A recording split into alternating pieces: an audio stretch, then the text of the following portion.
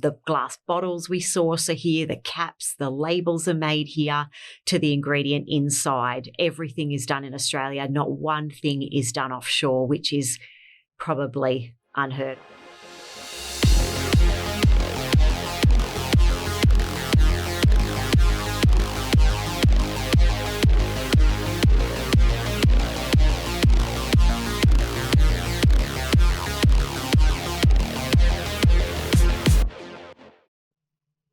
All right, welcome to the Aussie Ambitions podcast. We've got a guest with us today. Her name's Jodie Watkins. How are you, Jodie?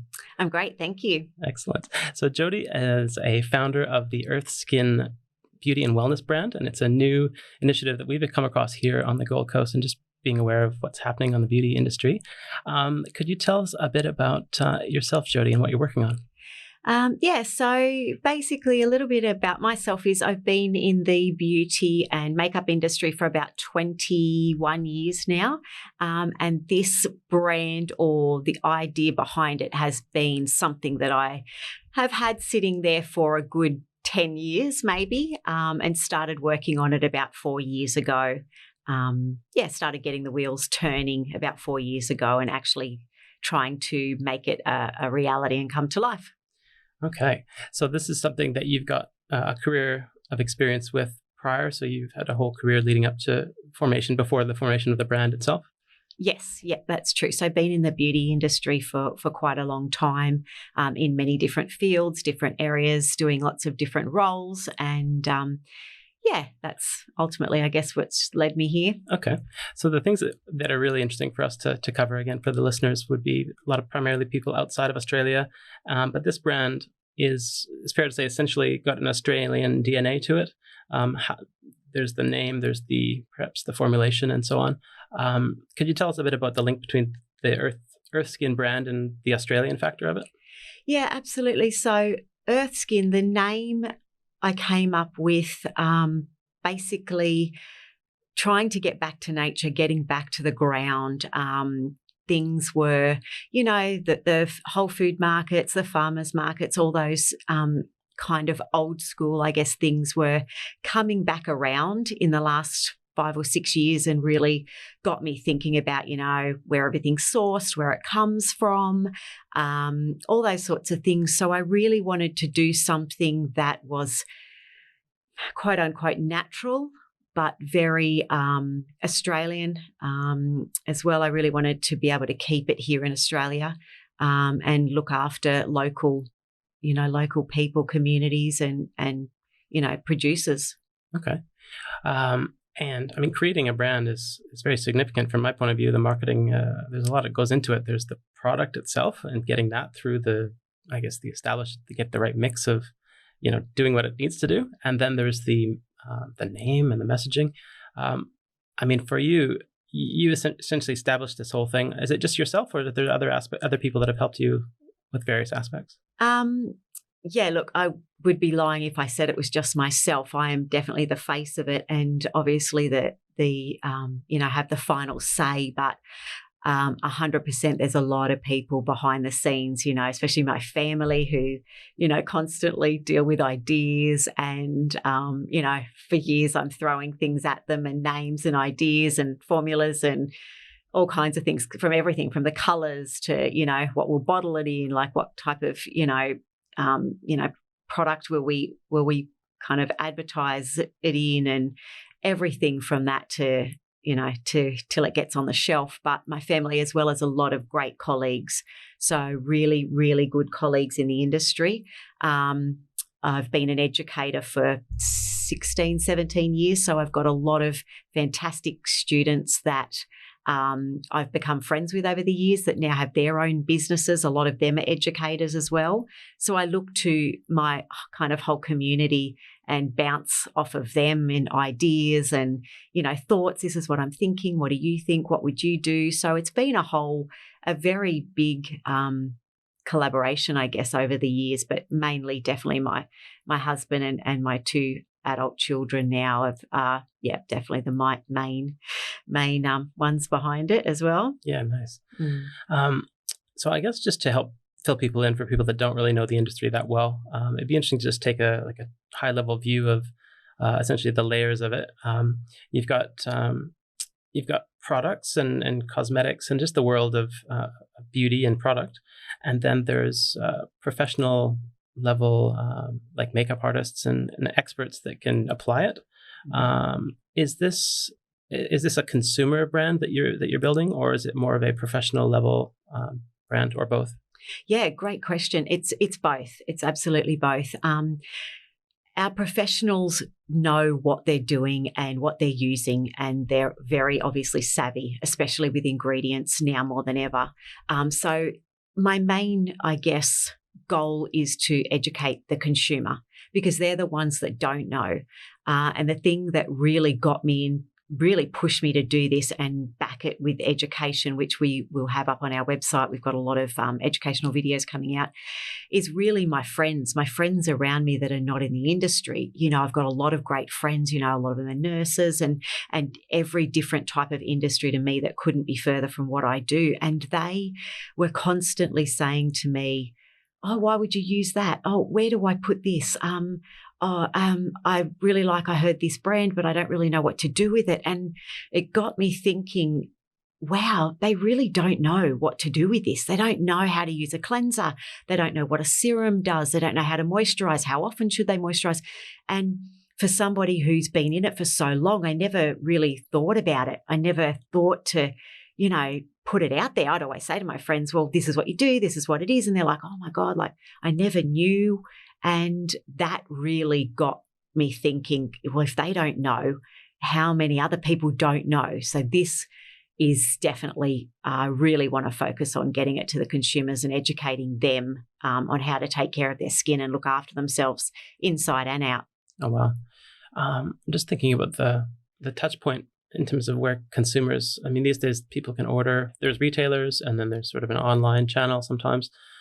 Is there one, do you operate in all of those, or is it, what's the main place you might educate a consumer?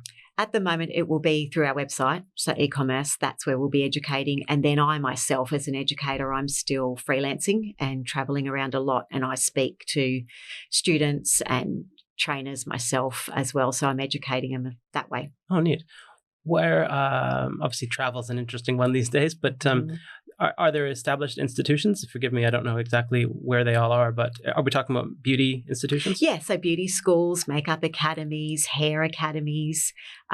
Even now there's a lot of wellness schools popping up as well, which is great. So all of those sorts of things I'm kind of getting around to. Okay, very cool. And it would be a mix of almost like product experience, like they're actually trying it and applying it on themselves, or and doing treatments, incorporating it into their facials, their makeup, prep and things like that. So Okay. I feel like I need to go into a step further to help people visualize what we're talking about in terms of specifics. So I know you mentioned cleansers and different things. If there was are there some main categories, just so we can get our head around what we should be visualizing, like a bottle of this and a bottle of that? Yes. What is it? What is the product physically? So at the moment, what we currently have, we have 3 different skin serums. So they are potent, all Australian ingredient skin serums. So they target different things. So when I started with this, I thought about what product we would bring out first and where we'd start. And my main thing is always people's concerns.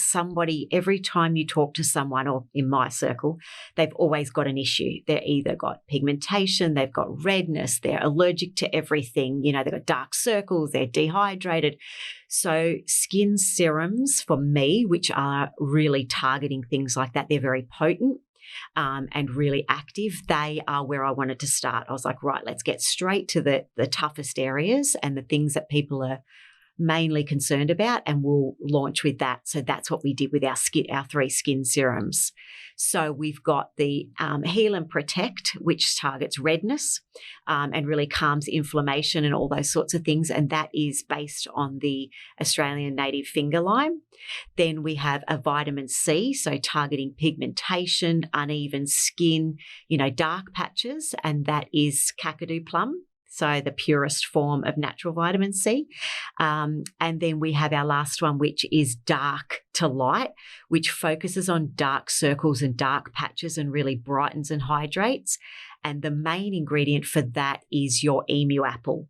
So all really strong Australian plant-based ingredients. Plant, fruit and flower is what we say we get 99% of our ingredients from. So, yeah, they're the three main serums at the moment, targeting skin. And then we also do Inside Out Beauty collagen powder with zinc and vitamin C. So wellness from the inside out and beauty from the inside out. And then we just launched literally 2 weeks ago our Keeper washcloth. So that is a makeup remover, or basically just skin washcloth, where you just add water. So no chemicals, no soap. It's been fantastic for removing anything that you need to, from stubborn makeup to, just dirt and oil. And that has sold out since we launched it 3 weeks ago. So they've sold out, which is fantastic. And Keeper, we named it the Keeper because that is Aboriginal for water. Oh, is it? Is it? I'll just make sure I understood that. Keeper, like how would you spell it? Keipa. Ah, okay. So, when we were looking for names, we threw a million around the table, as you can imagine. This is the fun side of, bringing a product out. Is the funnest for me is coming up with the names. And I was really stuck on it because everything that I thought of kind of was already out there. And it was actually one of the girls in the office that said, why don't you think about, obviously we support Australian and local and Indigenous communities. Why don't you think about what's Aboriginal for water or skin? And that's what we looked up and found that. Interesting. What comes to mind is just hearing you talk about the fun side of the business and just formulating all this stuff. I mean, you're really just creating something that's making it your own. But what really jumps out to me is the fact that, was there anything previous? It's just a matter of time. So was there any established activity around building an Australian skincare brand previously, or was it really like a gap in the market that there just wasn't really a big player? Look, the skincare industry is massive. It's huge. And my main goal was not just to bring out another brand, another, skin cleanser, another serum, when the market is very, very saturated. It was really focused on being a little bit different as being in all Australian.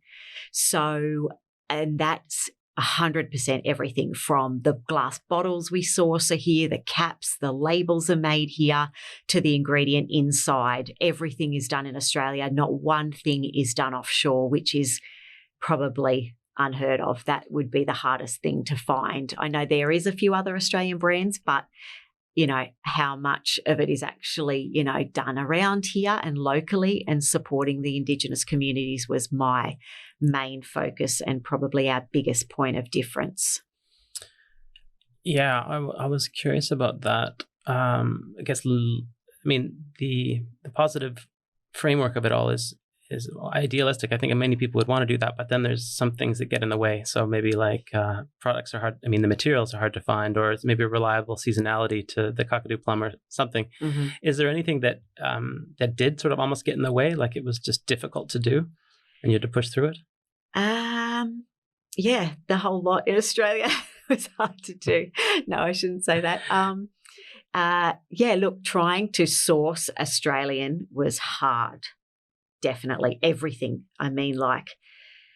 You could get everything that I need overseas for, 100th of the price.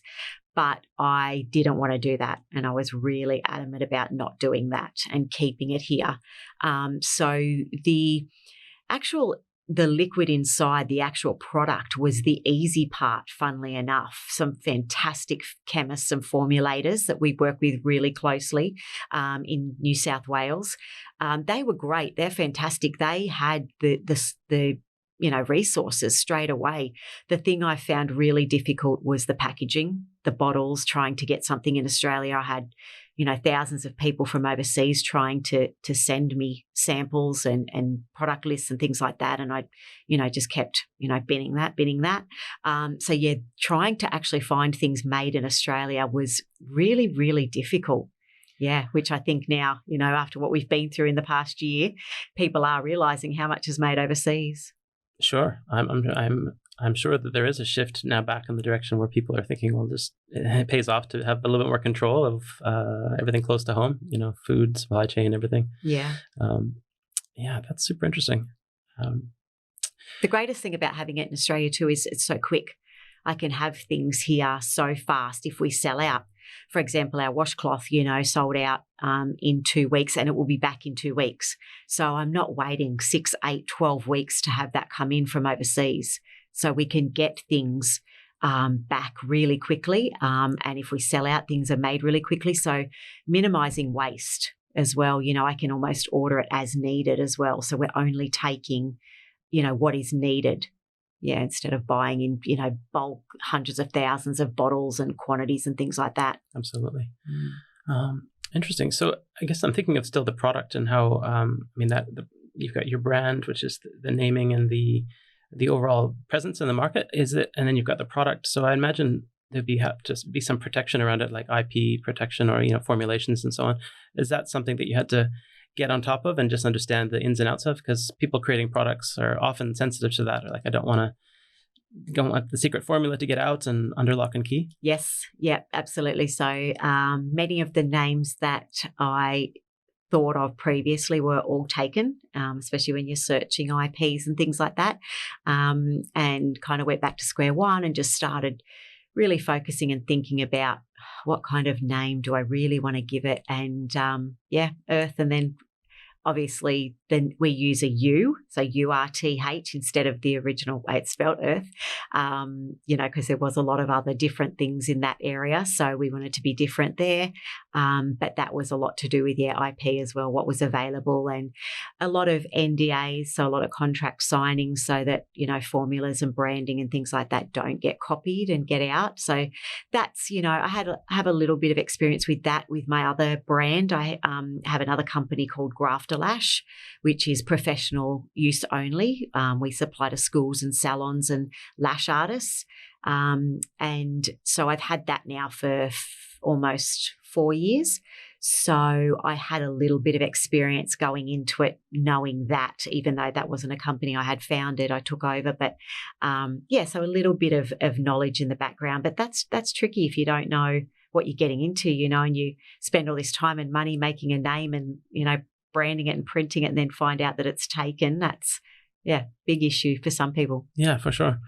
It's funny. I almost feel like a bit of a Shark Tank moment coming on. It's sort of like, again, it's not that often that someone would create something that has so much upside potential to it in terms of you own all the rights and then it's just how that's rolled out. So was that ever part of the thinking around what do we have here? And then would we take on investors or would there be anybody, just that whole ecosystem of growing? Was that part of it, or is that, you don't have to tell us exactly what's going on? Fantastic question. I get this a lot because funny enough, I've had multiple people, which is fantastic, believe in me and actually want to invest.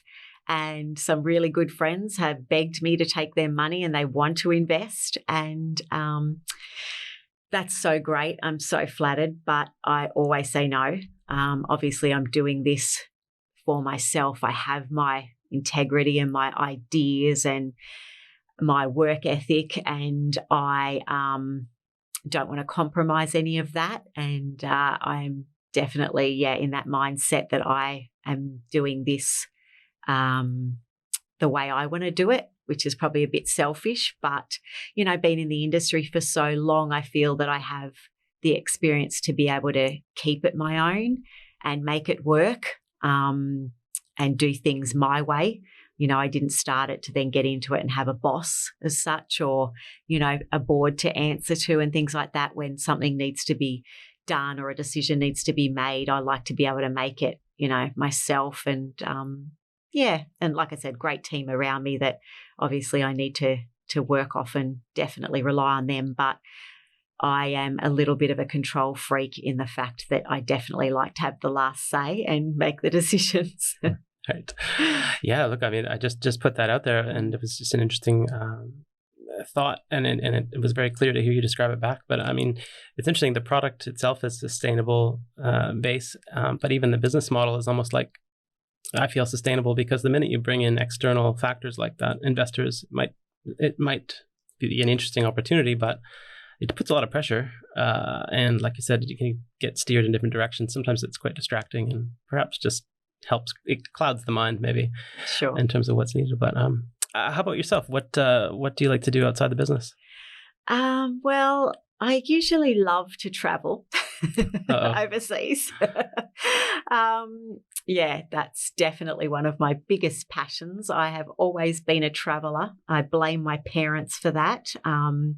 My father worked for Qantas when I was little, so we used to travel the world for practically nothing.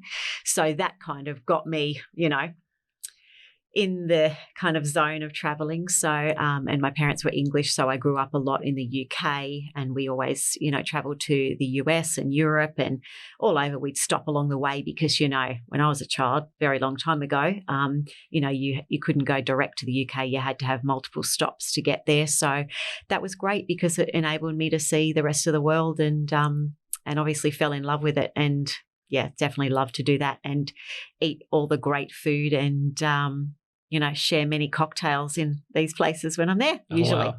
Oh, wow. So we can't miss out on that. That's interesting. So being the son or a daughter of someone that has access to basically free travel, like what age would you have been like doing all of this?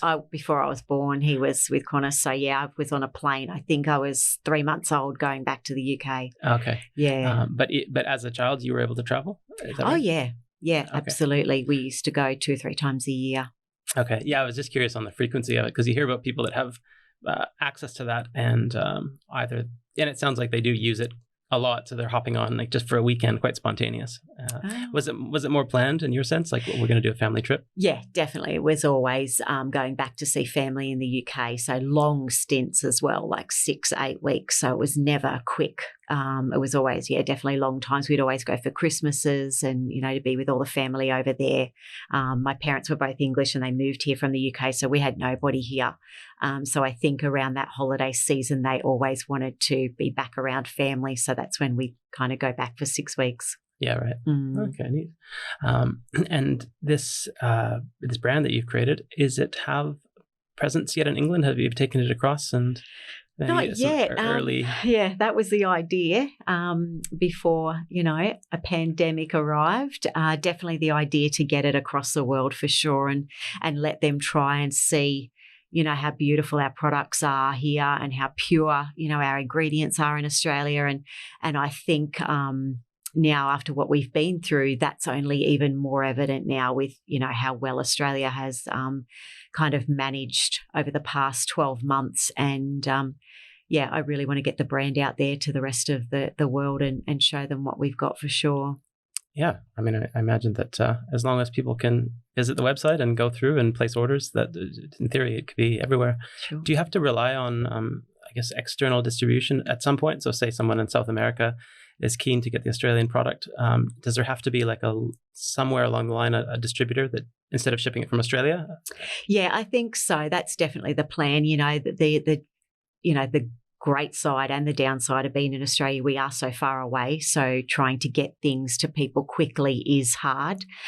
So definitely we'll be looking for distributors around the world and have already started that. So things are starting to roll there. But since the launch 12 months ago, it's obviously in the pipeline and it's a slow process. So you said, you got to watch that growth because it creates lots of different challenges along the way. Absolutely. So that's neat. Well, you mentioned the traveling a little bit. I just had some notes here about that you'd maybe done a little bit of the almost like, is it just yourself, almost like going around the globe with a laptop and this kind of thing, or is it what were your travel movements related to? I've been fortunate enough to be a freelance makeup artist myself for nearly 20 years. So the last 7, 8 maybe, I have been spending a lot of time in the US, been lucky enough to do New York Fashion Week for the past 7 or 8 years, until last year, of course, that was cancelled. But yeah, so I, as a freelance artist and educator myself, it's taken me around a lot of different places. I've done a lot of education in Indonesia, in the USA, the UK, a lot of weddings as well, destination weddings. So, you know, Hawaii, Bali, all that sort of thing. So all those beautiful places. So that has been probably solely myself. And then whenever my family can, they absolutely tack on. They will, you know, if they've got the time off and they are able to do that, then they love to come with me, of course. So we try and make a little bit of a family holiday out of some of the trips for sure. Yeah, nice. I was just trying to picture how the travel can be beneficial, and I was just curious, when do your good ideas come to you? It's a great question. Look, literally anywhere, but I have recently started, my husband will testify this, he hates it, when I get into bed and I lay there at night, my mind will not stop. So, you know, years ago we used to do like the pen and paper beside the bed. Now I pick up my phone and I say, you know, hey Siri, make a note, and I start talking into it and then stop. And yes, my husband's not too happy about that, but you know, I'm sure he can, you know, deal with it. So yeah, that probably when I try to lay down and stop and rest, and that for me is the worst time. Like when my, you know, thoughts go crazy. Like I get a lot of people, they see my lifestyle. I've got a lot of obviously very close family and friends, and they always say, slow down, Jodie, you know, stop, just rest for a minute. I'm like, oh, you don't understand. When I stop, it's like worse. So let me just continue this crazy path that I'm on, because it keeps me sane, which is, yeah, seems odd, but it's true. Yeah, neat. Mm. I can imagine it's a little bit like a superpower. Again, for those that are passionate about what they're doing, others may not get it. Sure. Do you think it's something that you could hand off to someone else, like almost like that experience that you have in getting the good idea, just working through it? Could you hand that off to someone else? Is that contagious, do you think, where you could almost have someone like a little sidekick or someone that, you know, takes your passion and runs with it? I would love that. I'd love to be able to just hand it over some days, because anyone that knows, that's passionate about anything, or, you know, starts their own ideas or is an entrepreneur in any way, the ideas just never stop. Your mind just never stops racing, and I would love for it to be able to be assisted in some ways. My daughter's really great. She doesn't think like me, obviously. She's 21, Brooklyn, and she runs one of the businesses for me because I'm away so much. She's fantastic. I do run a lot of ideas off her, and I say, you know, can you just handle this? I've got to come up with a name for, you know, something. Can you give me your top 5 and we'll go through it? And she's really helpful in that way. And she gets excited as well. So I guess, you know, passion is contagious, but at the end of the day, yeah, she can't get in my head. I guess nobody can, and it's hard to kind of share it and explain exactly what you're thinking and trying to come across with. But yeah, she definitely tries very hard, yeah, to understand. That's neat. Yeah, I think that's probably where I can relate to as well. Is it's kind of neat to be able to, you don't want to do everything yourself all the time. It can be a little bit isolating, especially you got some genius ideas, but then yeah, is being able to be yourself and open and have a circle of trust too at some point, you know. That's important and very hard, you know, because you, like you say, you've got ideas and formulas and different things, and, you know, you've got to be careful who you tell that to and who you share that with, because, you know, I've been burnt in the past, absolutely. So, you know, you've got to be I was very too trusting early on in my career, and definitely learnt the hard way. So that's probably one of the reasons that I'm very close to investors, I guess, and partners, as you say. That's right. Yeah, interesting. Oh, I appreciate you sharing some of the highlights and those challenges that can pop up, right?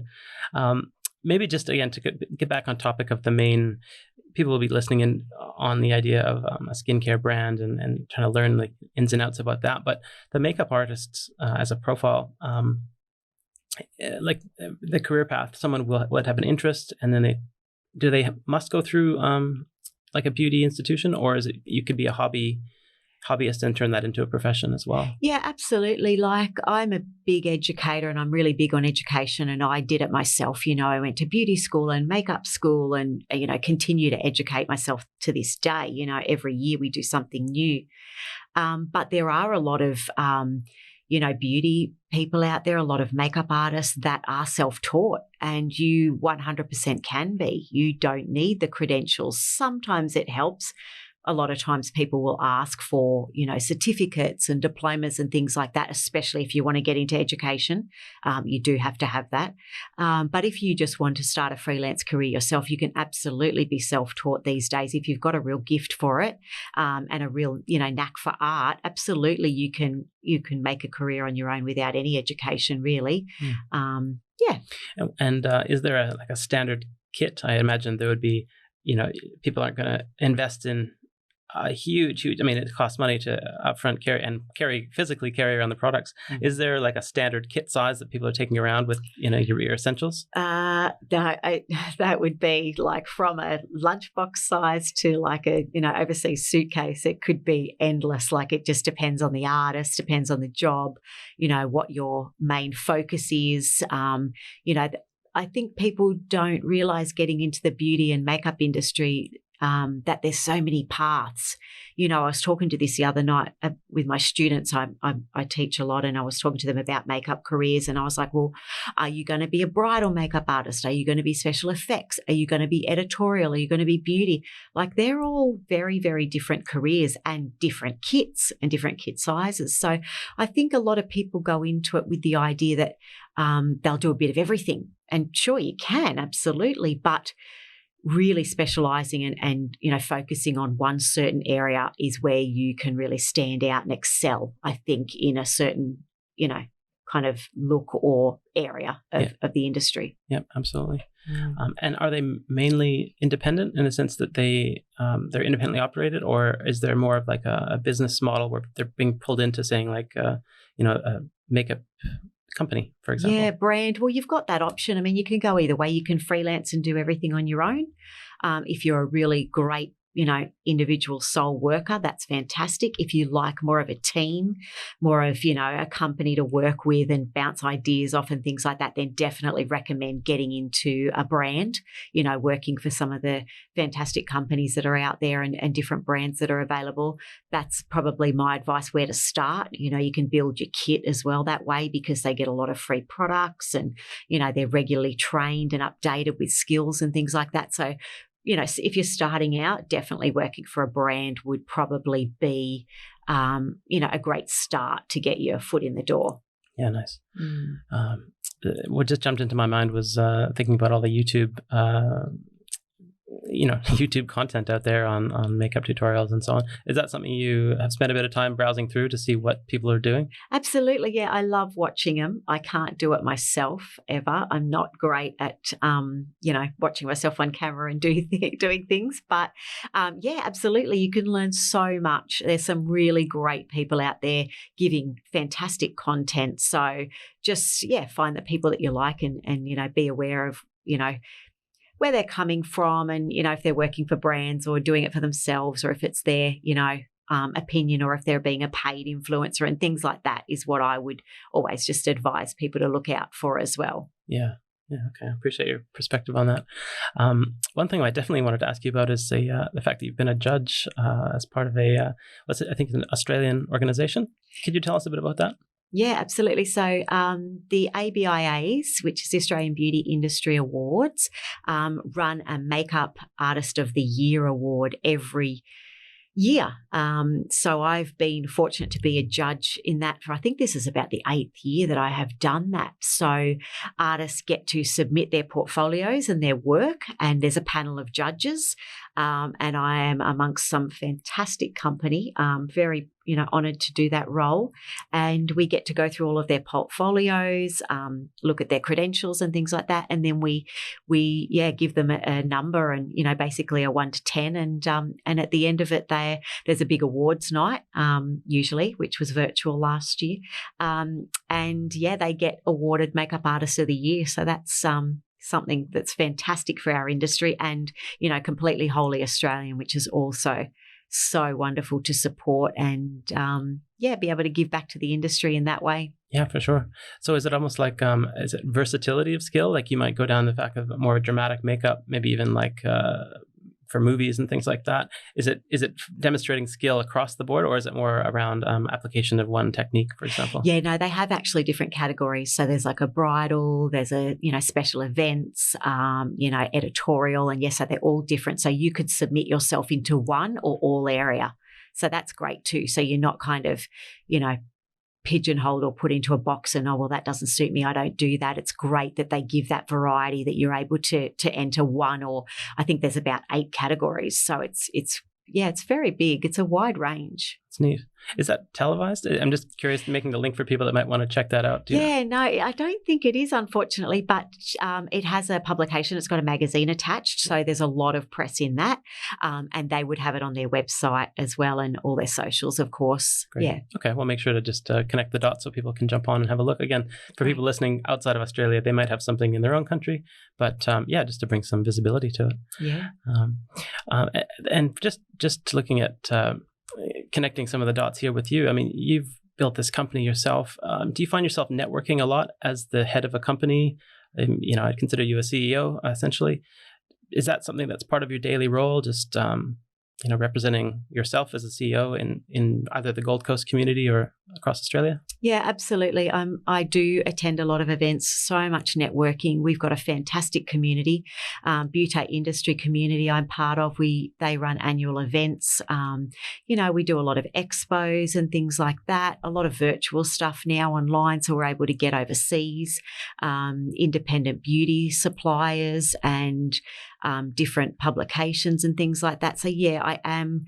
There's a lot of networking or socializing, you could probably say, but networking sounds more professional, But yeah, definitely there's a lot of industry events and things like that. Bell Evolution's another one that they're based out of Brisbane, which is fantastic. So they run bi-monthly events for the beauty industry. She's a fantastic powerhouse behind that, Jess.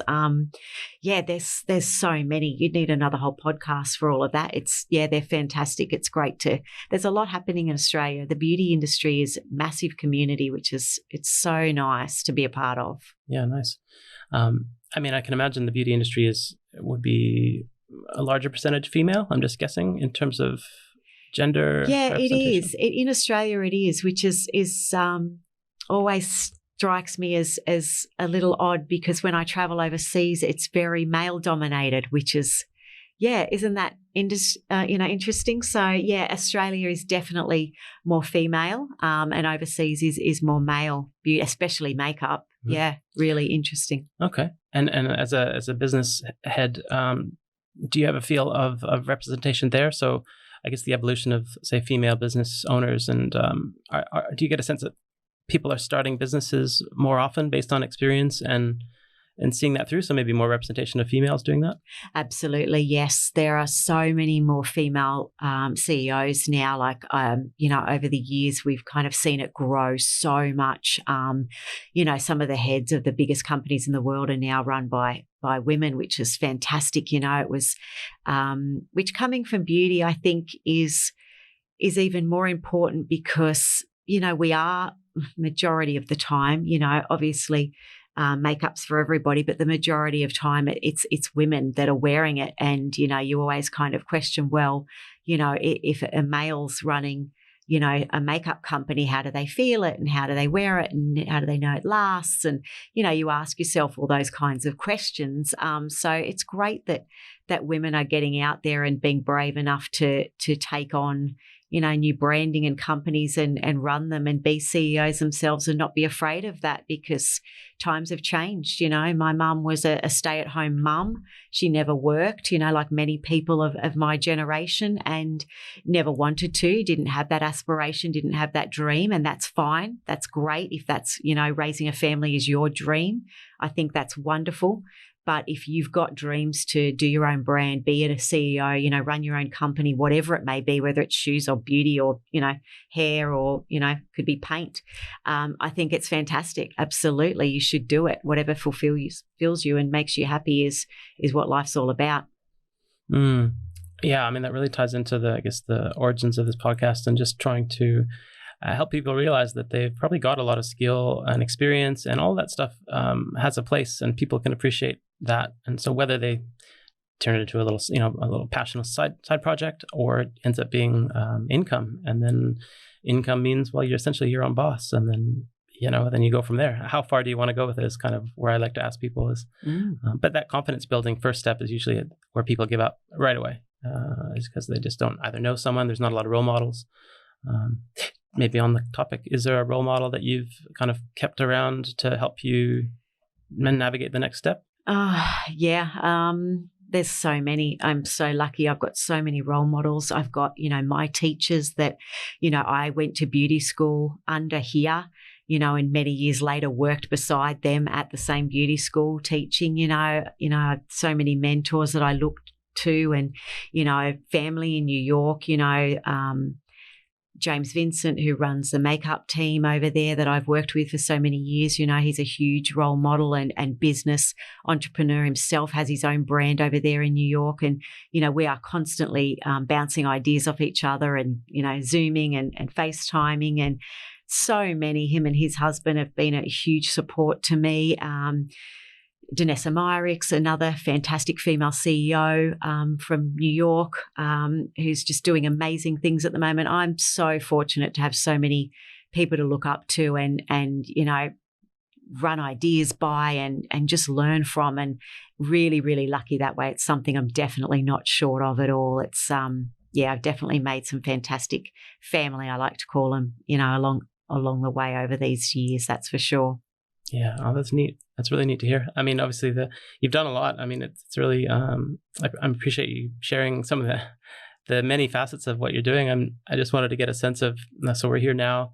For the next time ahead, do you go day by day? I mean, I imagine there's quite a bit of planning in the way you approach everything. How do you go about the next, say, year to 5 years? Is it clear, or do you just take things as it goes? Yeah, great question. I am a big planner. I definitely have like a 5-year plan in my head of where I want us to be and what I see. In recent times, I've definitely let that go a little bit because I had my whole year planned out, as you can imagine, like many people in 2020, and nothing went to plan. So that kind of threw me, and I was like, right, we're just going to go day by day now. So it's a little bit of both. It's definitely take each day as it comes because things can change that quickly, but have a goal ahead. Yeah, definitely have like a 5-year plan where I want to be, what I'd like to do, where I see the brand, where I see myself going with the brand. But yeah, it's a bit of a balance of both, I think. Day by day is probably easier to manage at the moment, for sure. Nice one. Perfect. Well, look, I really appreciate you sharing those many aspects. We'll just mention the links so if people want to follow along. We've mentioned the website before. Just want to spell it out for us again. So it's urth-skin.com. That's Urth Skin, or you can find me at Jodie Watkins Beauty. Yeah, wonderful.